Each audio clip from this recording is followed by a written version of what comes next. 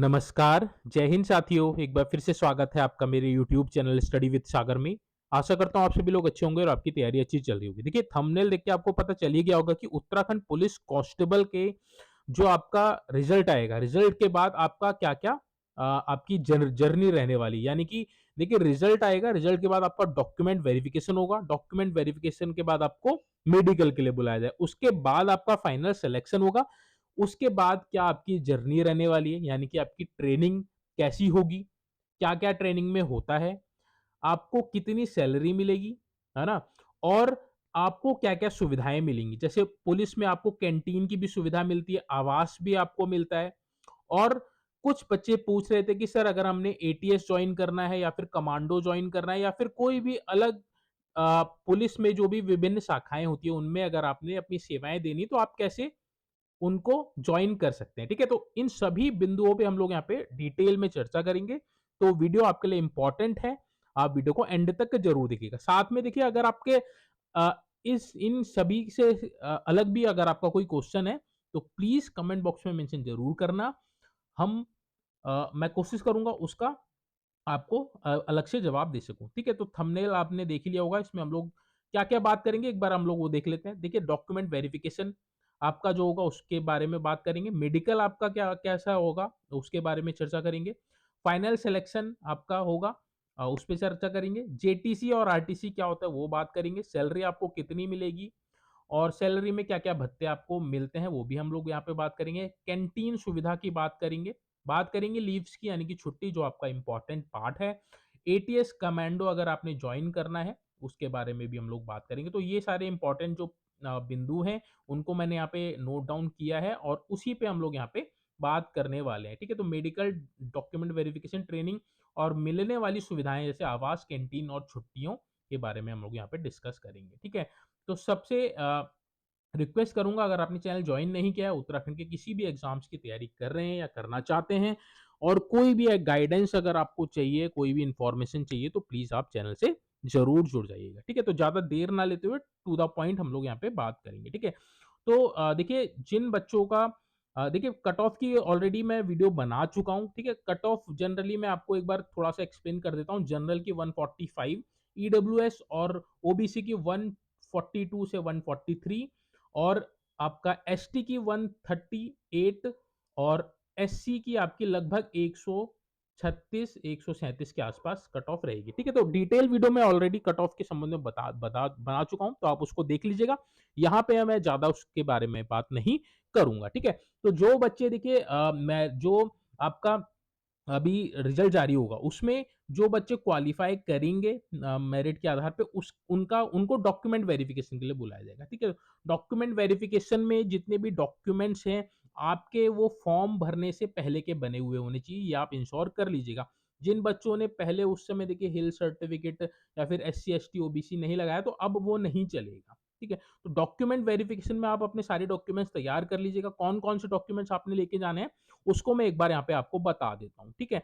तो देखिए आपके पास आपको अपना 10th का सर्टिफिकेट लेके जाना है, 12th का सर्टिफिकेट लेके जाना है, आपको अपना डोमिसाइल लेके जाना है, डोमिसाइल लेके जाना है। अगर आप किसी कैटेगरी से बिलॉन्ग करते हैं, किसी भी अन्य कास्ट से बिलॉन्ग करते हैं, तो कास्ट सर्टिफिकेट आपने लेके जाना होगा, ठीक है? आपने अपना आधार कार्ड लेके जाना होगा, आधार कार्ड आपने अपना लेके जाना होगा, ठीक है? तो ये ज़रूरी डॉक्यूमेंट्स हैं, आपने इनको लेके जाने हैं। इनके अलावा जो अन्य डॉक्यूमेंट्स होंगे उसके बारे में मैं आपको डिटेल में बता दूँगा, ठीक है? तो डॉक्यूमेंट वेरिफिकेशन की डेट जल्द ही आयोग जारी कर देगा जब आपका रिज़ल्ट जारी होगा, ठीक है? तो उस समय मैं आपको डिटेल बता दूँगा कि आपने क्या-क्या डॉक्यूमेंट्स लेके जाने हैं, ठीक है? डॉक्यूमेंट्स की बात होगी।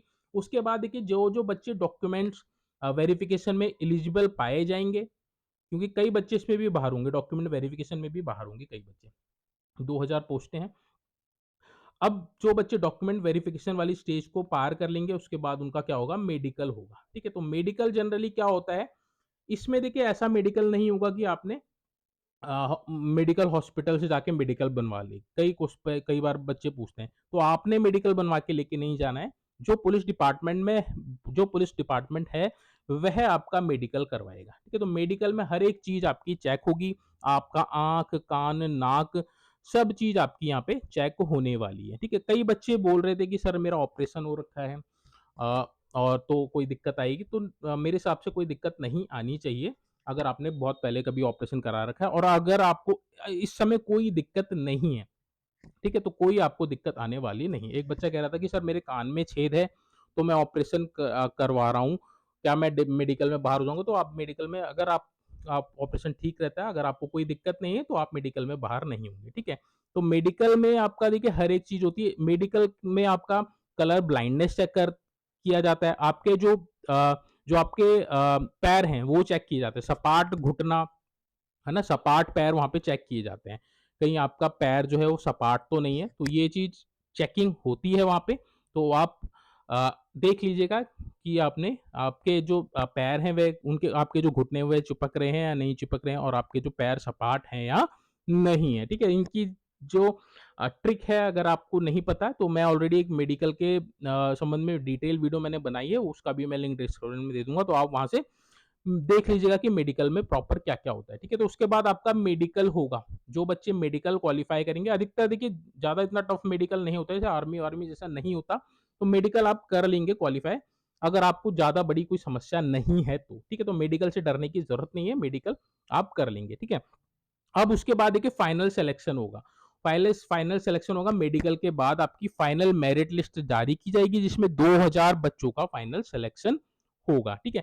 फाइनल सिलेक्शन के बाद क्या होता है? फाइनल सिलेक्शन के बाद आपको जेटीसी के लिए बुलाया जाता है और आरटीसी होता है, ठीक है? तो जेटीसी क्या होगा? देखिए लगभग 1 महीने की आपकी ट्रेनिंग होती है। ये आपके आपके ही जनपद में होगी, यानी कि अगर आप उत्तराखंड के देहरादून जनपद से हैं, तो ये देहरादून जनपद की पुलिस लाइन में ही आपकी जेटीसी होगी 1 महीने की, ठीक है? 1 महीने 15 दिन ये डिपेंड करता है, 15 कई बार 15 दिन के बाद ही आरटीसी में भेज दिया जाता है, कई बार 1 महीने के बाद आपको आरटीसी के लिए भेजा जाता है, ठीक है? तो जेटीसी जो है आपके जनपद में होगी, आपके जनपद की पुलिस लाइन में होगी या फिर बटालियन में होगी, ठीक है? उसके बाद आप आरटीसी में जाएँगे। आरटीसी की फुल फॉर्म क्या होती है? Recruit training centre, recruit training centre, ठीक है? तो यहाँ पे आपकी जो ट्रेनिंग होगी वो एक्चुअल ट्रेनिंग आपकी यहाँ से स्टार्ट होगी और ये आपकी 9 मंथ्स की ट्रेनिंग होगी, ठीक है? तो पुलिस कांस्टेबल की जो ट्रेनिंग होती है, 9 महीने की ट्रेनिंग होती है। इसमें देखिए पहले तो सैलरी नहीं मिलती थी, अब इसमें जो लास्ट जो बैच हुए हैं, उनमें पूरी सैलरी मिलती है। पूरी सैलरी का मतलब ये है कि आपको बेसिक और आपको डीए इसमें दिया जाता है, ठीक है? तो 9 मंथ्स की ट्रेनिंग होगी, इस 9 मंथ्स की ट्रेनिंग में देखिए आपका शेड्यूल क्या रहेगा, तो 4 बजे से आपकी ट्रेनिंग स्टार्ट हो जाएगी। 4 बजे से आपने उठना पड़ेगा क्योंकि आपने बहुत सारे काम करने होते हैं और जहाँ आप बैरिक्स में रहेंगे तो वहाँ पे आपको ये कम थोड़ी-सी सुविधाएँ रहेंगी तो आपने देखिए 4 बजे उठना पड़ेगा, 4 या 5 बजे आपने उठना पड़ेगा तो लगभग साढ़े 5 से आपको ग्राउंड में पहुँचना होता है, ठीक है? तो मैं मान के चलूँगा कि 4 बजे से आपका शेड्यूल स्टार्ट हो जाता है और ये लगभग रात के 8 बजे तक चलता है। इसमें बीच में आपको देखिए दिन में आपको लंच के लिए टाइम मिलेगा, शाम को इवनिंग में थोड़ा-सा टाइम मिलता है और सुबह जब आप परेड से आएँगे तो उस समय थोड़ा-सा आपको टाइम मिलता है। बाकी आपका 4 से 8 का आप शेड्यूल मान के चलिए यही आपका डेली रूटीन रहता है, ठीक है? तो 4 बजे उठना पड़ेगा, 4 या 5 बजे आपको उठना पड़ेगा और 8 बजे तक आपका ट्रेनिंग शेड्यूल लगभग रहता है। इसमें आपकी क्लासेस भी होती हैं, सुबह और शाम आपको पीटी परेड के लिए भी जाना पड़ता है और भी कई चीज़ें होती हैं, जब आप ट्रेनिंग में जाएँगे तो आपको पता चल जाएगा, ठीक है? तो आरटीसी में आपकी 9 मंथ्स की ट्रेनिंग होगी, उसमें आपको सैलरी यानी कि बेसिक और आपको डीए मिलेगा, ठीक है? और इस ट्रेनिंग में आपको देखिए कई चीज़ें सिखाई जाती है, परेड करना सिखाया जाता है ना? उसके बाद आपको फिज़िकली स्ट्रेंथ आपकी बिल्डअप की जाती है, यानी कि आपको फिज़िकली स्ट्रॉन्ग किया जाता है और मेंटली स्ट्रॉन्ग करने के लिए आपकी क्लासेस चलती हैं, ठीक है? तो फिज़िकली स्ट्रॉन्ग के लिए देखिए आपको दौड़ाया जाता है, ये नहीं कि आपने केवल दौड़ अभी अभी दौड़ क्वालीफाई वहाँ आपको जितनी अभी आपने दौड़ी उससे ज़्यादा आपने वहाँ दौड़ना पड़ता है, ठीक है? तो लगभग आधा-आधा घंटा, पौन-पौन, 1-1 घंटा आपने वहाँ पे दौड़ना पड़ता है, 10-10, 15-15 राउंड आपने ग्राउंड के लगाने पड़ते हैं और डेली आपने चिन अप भी करना है, पुशअप्स भी करना है, रनिंग रनिंग भी करनी है और बहुत सारी चीज़ें होती हैं, जिससे आपको क्या किया जाता है, आपको फिज़िकली स्ट्रॉन्ग किया जाता है क्योंकि आप पुलिस डिपार्टमेंट में आ रहे हैं, तो देखिए वहाँ पे फिज़िकली और मेंटली दोनों ही वर्क आपने करने पड़ते हैं, ठीक है? तो फिज़िकली और मेंटली दोनों ही रूप से आपको वहाँ पे प्रिपेयर किया जाता है, इसलिए 9 मंथ की ट्रेनिंग रखी जाती है। इसमें आपको वेपन्स ट्रेनिंग मिलती है, यानी कि आपको जो राइफल है और आपको रिवॉल्वर है, इन सब की ट्रेनिंग आपको प्रोवाइड कराई जाती है और इसकी आपकी ट्रेनिंग होती है पूरे 9 महीने तक, ठीक है? वर्दी आपको मिलेगी ट्रेनिंग में लगभग 10-15 दिन बाद आपको वर्दी मिल जाएगी, उसके बाद आपसे आपकी परेड भी स्टार्ट हो जाएगी। परेड आप देखते होंगे आपने कई बार टीवीओं पे भी देखा होगा, तो उसी तरह की परेड की जो ड्रिल होती है, वो आपको सिखाई जाती है, ठीक है? ताकि आप अ, इन सभी चीज़ों को अच्छे से कर पाएँ, ठीक है? तो ये आपकी 9 महीने की ट्रेनिंग रहती है, इसमें कई तरह की आपको बाहर की क्लासेस भी कराई जाती हैं, कल कई कई गेस्ट लेक्चर्स भी आपको करवाए जाते हैं, साइबर से रिलेटेड आपको नॉलेज प्रोवाइड कराई जाती है, एंटी नारकोटिक्स की आपको से सारी जानकारी पुलिस विभाग में जितने भी विंग्स हैं, जैसे फायर है, वायरलेस है, आपका एटीएस है, आपका कमांडो है आपका और जितने भी आपके विजिलेंस है, सभी आपको लेक्चर प्रोवाइड कराए जाएँगे इस 9 महीने की ट्रेनिंग में, ठीक है? तो कई आपकी जो आपकी जो अप्रोचेज़ हैं उनको और इम्प्रूव किया जाता है, ठीक है? तो ये आपकी ट्रेनिंग का शेड्यूल रहेगा। 9 महीने की ट्रेनिंग होगी और देखिए एक चीज़ और मैं बता दूँ, इस ट्रेनिंग में आपको घर नहीं जाने दिया जाएगा, ठीक है? 6 महीने बाद आपको 1 हफ्ते की छुट्टी मिलेगी, बट उस बीच आपको कहीं नहीं जाने दिया जाए, आपको वहीं रहना है, आपके फैमिली वाले संडे को मिलने आपसे आ सकते हैं, आपको समय दिया जाएगा, आप उनसे मिल सकते हैं, बट आप ट्रेनिंग सेंटर छोड़ के कहीं बाहर नहीं जा सकते, ठीक है? तो ये चीज़ भी मैं आपको क्लियर कर दूँ, ट्रेनिंग में आपको घर जाना अलाउ नहीं होता है, ठीक है? तो ये ट्रेनिंग की बात होगी।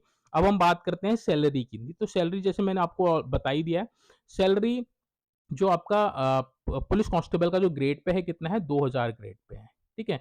2000 ग्रेड पे है, इसका जो बेसिक स्टार्ट होता है 21,700 से स्टार्ट होता है, ठीक है? इसमें आपका डीए ऐड होगा, ठीक है? डीए ऐड होता है, उसमें आप जब आप पासिंग आउट हो जाएँगे उसके बाद आपको एचआरए भी मिलेगा, एचआरए मिलेगा आपको, उसके बाद आपको इसमें आपको फूड अलाउंस भी मिलता है, ठीक है? फूड अलाउंस भी आपको मिलता है, 1700-1800 लगभग आपको फूड अलाउंस मिलता है और आपको टू व्हीलर के लिए भी यानी कि जो सिविल पुलिस में जो जिनकी जॉइनिंग होगी उनको देखिए व्हीकल अलाउंस भी मिलता है। तो लगभग आपको 1200 के आसपास आपको व्हीकल अलाउंस भी मिलता है, ठीक है? और आपको धुलाई भत्ता मिलता है, वॉशिंग अलाउंस भी मिलता है, ठीक है? तो इतने सारे अलाउंसेस भी आपको मिलते हैं। ये आपका बेसिक हो गया, डीए मिलता है, एचआरए मिलता है, फूड अलाउंस मिलता है, व्हीकल अलाउंस मिलता है और वॉशिंग अलाउंस मिलता है। 1-2 अलाउंस और आपको मिलते हैं, ठीक है? तो लगभग सैलरी अगर आप अभी की बात करें तो लगभग आप 40,000 के आस-पास जाएँगे, ठीक है? 40,000 आपकी ओवरऑल सैलरी बनेगी जिसमें से लगभग एनपीएस का आपका 3 साढ़े 3 हज़ार रुपए एनपीएस का कट जाएगा तो लगभग 35-36 आपको इन हैंड सैलरी मिल जाएगी। वहीं 8वाँ वेतन जब लग जाएगा तो आपकी सैलरी बहुत अच्छी हो जाएगी, ठीक है? तो सैलरी की बात हो गई, अलाउंसेस की बात होगी। नेक्स्ट कई बच्चे पूछ रहे थे कि सर कैंटीन सुविधा मिलती है, तो कैंटीन सुविधा मिलती है, ठीक है? इसमें कैंटीन कार्ड आपका बनाया जाएगा, उसके आधार पर महीने आप कैंटीन से जाके आप सामान ले सकते हैं, ठीक है? तो ये सामान देखिए जीएसटी वगैरह जो लगता है वो इसमें नहीं लगता है, तो इसलिए थोड़ा-सा आपको किफ़ायती मिलता है। मार्केट में जो आपको एमआरपी पे मिलता है, वहीं कैंटीन में आपको सस्ता मिलता है, ठीक है? तो कैंटीन सुविधा है। जैसे आर्मी में वहाँ लिकर वगैरह भी मिलती है, अल्कोहल मिलती है, बट कैंटीन सुविधा पुलिस में लिकर और अल्कोहल वगैरह नहीं मिलता है, ठीक है? यहाँ पे आपको घरेलू सामान मिलेगा, आपको शूज़ वगैरह मिल जाते हैं, आपको कॉस्मेटिक्स के सामान मिल जाते हैं, आपको किचन के सामान मिल जाते हैं, तो बहुत अच्छी फैसिलिटी है और आपको इसका लाभ मिलेगा जब आप विभाग में आएँगे, ठीक है? तो कैंटीन की सुविधा भी होगी। लीव्स की बात करें जो आपका इम्पोर्टेंट अ चीज़ है, ठीक है? तो लीव्स देखो आपको 30 तो सीएल मिलती हैं हर साल, ये साल की बात है, ठीक है? एनुअल बात कर रहा हूँ मैं। 30 सीएल मिलती है, कैज़ुअल लीव 30 मिलती है, ये आप कभी भी ले सकते हैं। 5-5 करके ले लीजिए, 2-2 करके ले लीजिए, 1-1 करके ले लीजिए, 7 ले लीजिए, अधिकतम आप 14 ले सकते हैं एक बार में, ठीक है? तो 30 सीएल आपको मिलती है, कैज़ुअल लीव मिलती है 1 साल में, ठीक है? 31 आपको क्या मिलती है? ईएल मिलती है। ईएल होती है आपकी अर्न्ड लीव, ये भी एनुअल ही बात कर रहा हूँ। इसकी फुल फॉर्म क्या होती है? अर्न लीव, ठीक है? तो ये आपको 31 मिलती है हर साल में, ठीक है?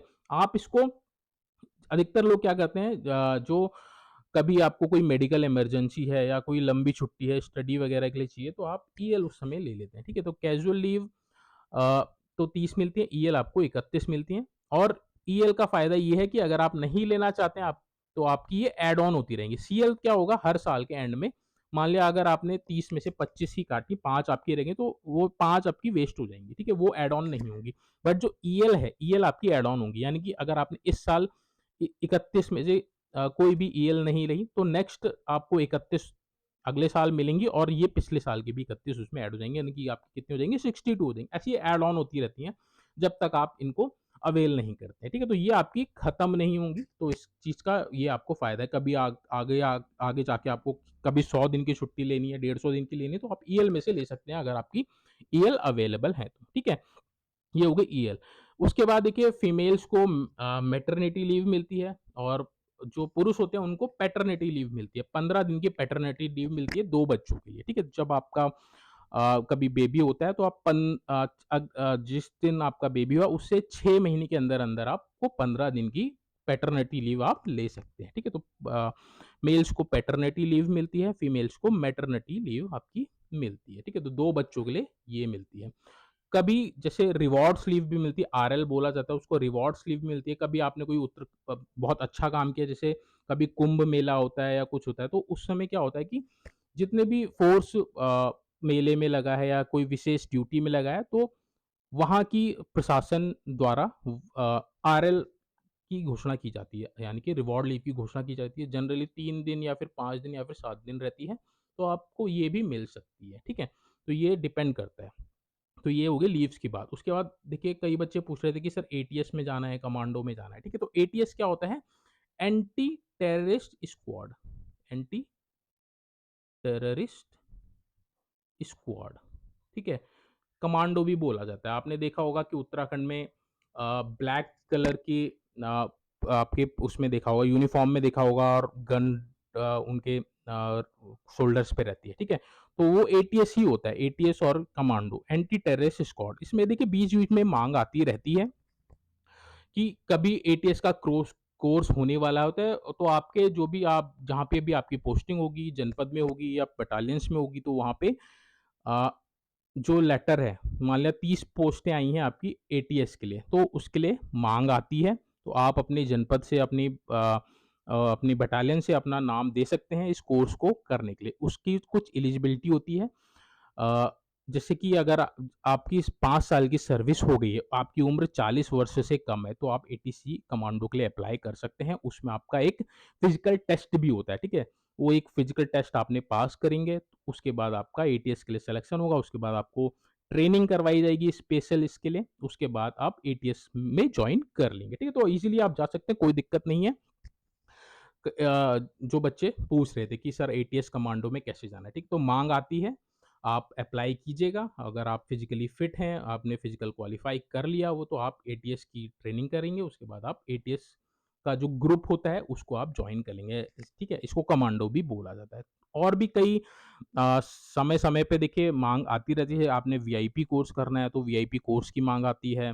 आपको किसी और उसमें जाना है, जैसे एसडीआरएफ में जाना है, तो एसडीआरएफ की भी माँग आती है, तो आप एसडीआरएफ में हर साल, लगभग हर साल या 2 साल में आप माँग आती रहती है, आप आवेदन करें, और आपको बस एक फिज़िकल क्वालीफाई करना है, और आप एसडीआरएफ में जॉइन कर लीजिएगा। और भी कई विंग्स होती हैं, आप उसमें ईज़िली आ सकते हैं, ठीक है? तो स्कोप काफ़ी अच्छा है, तो आप अ, कहीं भी जा सकते हैं, ठीक है? जो माँग आएगी, आप कहीं के लिए भी आवेदन कर सकते हैं, ठीक है? तो इस चीज़ में आपको कोई दिक्कत नहीं होगी। बाकी प्रमोशन की बात करें, तो देखिए आप कांस्टेबल एज़ ए भर्ती होंगे, है ना? तो उसके बाद देखिए पहले क्या हुआ हुआ करता था कि पहले आप पहले रैंकर परीक्षा हुआ करती थी, ठीक है? तो रैंकर के ज़रिए मान लिया आपकी 5 साल की आपकी सर्विस हो गई एज़ ए कांस्टेबल, उसके बाद आप रैंकर की परीक्षा देके डायरेक्ट सब इंस्पेक्टर बन सकते थे, ठीक है? बट अब शायद रैंकर की परीक्षा जो है आपकी बंद कर दी है, आप सीनियॉरिटी के आधार पर ही आप कांस्टेबल से हेड कांस्टेबल बनेंगे, हेड कांस्टेबल से आप एडिशनल सब इंस्पेक्टर बनेंगे, और एडिशनल सब इंस्पेक्टर के बाद सब इंस्पेक्टर, और सब इंस्पेक्टर के बाद इंस्पेक्टर आप बन सकते हैं, ठीक है? बाकी देखिए जो डायरेक्ट भर्ती आती है पुलिस सब इंस्पेक्टर की, आप उसके लिए आवेदन कर सकते हैं, और भी जो डायरेक्ट आपकी पोस्टें आती हैं या फिर कोई वैकेंसी आती है, तो आप उसके लिए एलिजिबल हैं, आप अप्लाई कर सकते हैं। आप फॉर्म भरिए और आप कोई भी अन्य एग्ज़ाम निकाल के कभी भी आप जा सकते हैं, ठीक है? कई बच्चे पूछ रहे थे कि सर हमको तैयारी के टाइम मिलेगा या नहीं मिलेगा, ठीक है? तो ये सारा कुछ आप पे डिपेंड करता है, ठीक है? जनरली आपकी जो ड्यूटी रहेगी 8 घंटे की ड्यूटी रहेगी, उसके बाद सारा समय आपका है। आप उसको कैसे यूटिलाइज़ कर सकते हैं, वो डिपेंड करता है, ठीक है? कई बच्चे मौज-मस्ती में निकालते हैं, कई पढ़ाई करते हैं, तो वो निकल भी जाते हैं, ठीक है?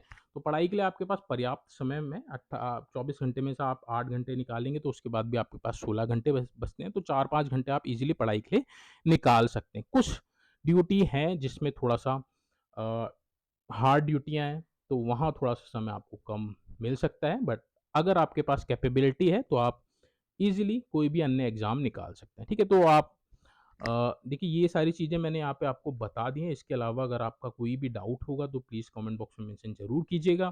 कोशिश करूँगा आपका कोई भी जो डाउट है उसको मैं क्लियर कर सकूँ। होप सो आपको ये वीडियो अच्छी लगी होगी, इन्फॉर्मेटिव लगी होगी और अगर वीडियो अच्छी लगी तो प्लीज़ वीडियो को ज़्यादा से ज़्यादा शेयर कीजिएगा और वीडियो को लाइक भी ज़रूर कीजिएगा। अगर आपने चैनल सब्सक्राइब नहीं किया तो आपसे रिक्वेस्ट करूँगा कि प्लीज़ आप चैनल को सब्सक्राइब भी ज़रूर करके जाइएगा ताकि इस तरह की इम्पोर्टेंट और इन्फॉर्मेटिव वीडियोज़ आपको रेगुलर बेसिस पे मिल सके। चलिए आज की जो वीडियो इसको एंड करते हैं, जल्दी मिलेंगे नेक्स्ट वीडियो में। Thank you so much for this video.